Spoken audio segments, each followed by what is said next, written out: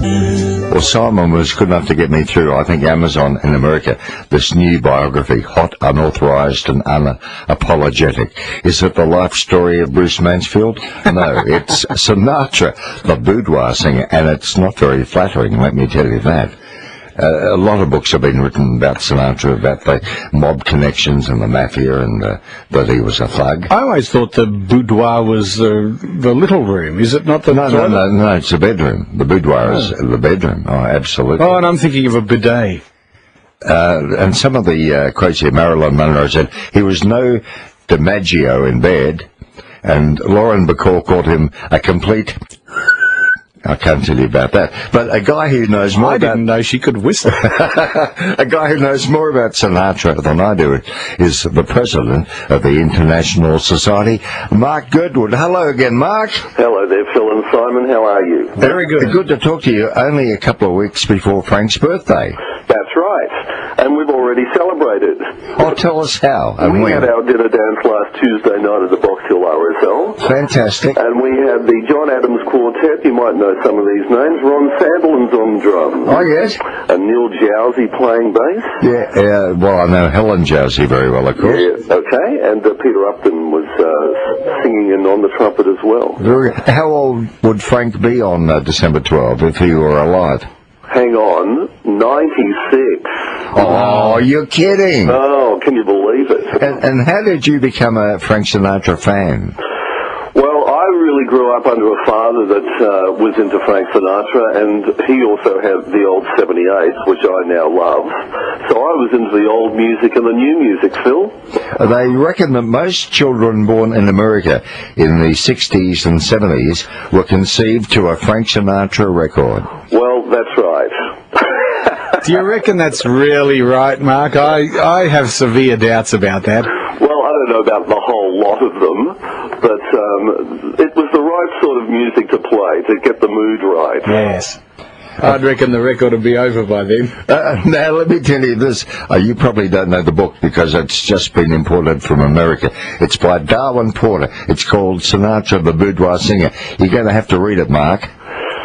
Well, how much of it is accurate? Well, I've only looked at the photos so far. I've only had it a few days, but I thought it was an excuse to talk to you. You can get it through Amazon.com. Yes, okay. But it's a coffee table book, but it's not very flattering, this one. I suppose you've read a lot of biographies over the years. I have. Well, his wife, Barbara, had put her book out this year, of course. I enjoyed that one very much. I thought that was very fair. Isn't it fair, yeah? Yes. And fascinating, her involvement with different people, like the Marx Brothers. Yes. And she was related to Shirley Jones. Yes, as we discovered.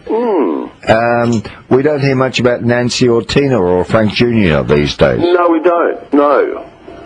They're making sure that his albums are being re-released. Yeah. So that's good.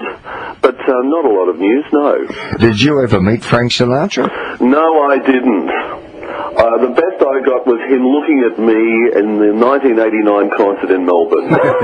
Would you have liked to have met him, or do you think it's better to retain that distance and just be a fan from afar? Well, it just depends. There was a great story of a girl who was a Bing Crosby fan deciding to meet Frank Sinatra when he was staying at the Hyatt on Collins for that series of concerts.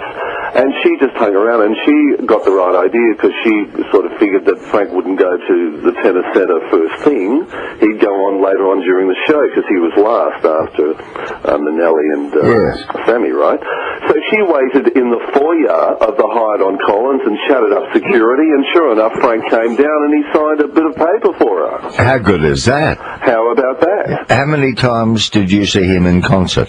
I saw him at Sanctuary Cove. Yes, I was there for that early too. 1988. Wasn't that a great show? He only did 1 hour that night. It was a great show. And no encores. And what a terrific support act with Peter Allen, for example. He was fabulous. Wasn't he good? He was fabulous, yes. Actually, I saw the 1974 show too in Melbourne. Yes. And then I saw him... Were you there the night before he cancelled, were you? Correct, I bought both shows. Oh, yes. And then Sanctuary Cove, and then they came down to Melbourne in 1989. Was that the ultimate event? Correct. Yes. And that was a fabulous show. It was. Liza Minnelli. And I saw him, on one occasion he was supported by Steve and Edie too, wasn't he? That's right. That was the last concert that he did in Melbourne in '91. Yes. And that was a fabulous show too. So he was such a complex man, wasn't he? Can you sort of unravel the mystery for me? Was he a decent human being, or was he a thug? He was very generous. Very generous. Yeah. He looked after people. Actors that weren't working anymore, he would pay their hospital bills. He he would have given millions of dollars either in service or money to charities over the years.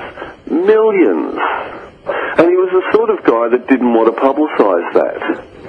But he did donate a lot of money to charities over the years. Wasn't there a speech, now I might be getting confused, but I think there was a speech that some Burton. other... Oh, well, I was going to ask the question before you leap in with the answer. Oh, sorry. Okay, yes. Well, Richard Burton wrote a speech about him, I believe. He did, that's right. He did, and he talked about him being Mr. I can't think of the word now. Mr. Anonymous. That's right. Yeah. And Frank would help out people down and outers and give money away and, wanted to stay anonymous. Would we have that speech here in the system, perhaps? Ken might look for it. Well, Richard Burton saluting Frank Sinatra. Well, have a look and might play it later in the night because time's a bit against us and we've got a board full of calls, but it would be good to dig that out and play. Yeah. It's a fabulous speech. Mark, how do we become a member of the Sinatra Society? Well, all you need to do is get in contact with our Secretary-Treasurer, John Spencer. Yes. I can leave you the phone number if you like. Yeah, please give it to us on air if you've got it. Okay, it's 98 98 95 95 5150. Okay. And it only costs $30 a year. Yeah. And we have 5 social nights a year at the Box Hill RSL down in the Upton Room. And we start around about 7:45 and go till around about 10:30. And what we do is we have 5 members present 2 songs each. No, they don't sing. They present 2 Frank Sinatra songs and talk about the history of the songs, maybe who wrote them, when they were recorded, arranged, and all that sort of stuff. And it's great to hear their interpretation of the song and what they think about it. And then we have a bit of a supper break for around about 20-30 minutes, and people mix and mingle. It's fabulous. And then we run a TV show or a concert on the big screen. And we do that every second month, and that is, that'll be, let me think, Feb, April, May, June, August, and October. And there's a newsletter too, isn't there? And there's a newsletter. There's 5 newsletters. All right, so that's John Spencer on 9895 5150 if you'd like to join up. That's the way, and our next meeting is the last Tuesday in February. All right, thanks so much, Mark. What's your favourite Frank Sinatra song? Look, there's a couple of them, but I'd probably have to say something like I've Got You Under My Skin. You can't go wrong with that, can you? Can't go wrong with that. I think one of mine is where he sings the verse only of Stardust. That's very special. And that's a fabulous album too, Sinatra and Strings, because another part of his genius that doesn't really get mentioned is his ability to pick a collection of songs and put it on an album. And the collection of songs all come together as an album. Yeah, and he was so generous, he always gave credit to the composer and the arranger. That's right. That's right, and was not a selfish singer. He considered the whole orchestra and where a trumpet would do a lead and then he'd come back in. And he was a singer, I guess. That's right. All right, good talking to you, Mark Girdwood. Thank you, Phil and Simon. And have a merry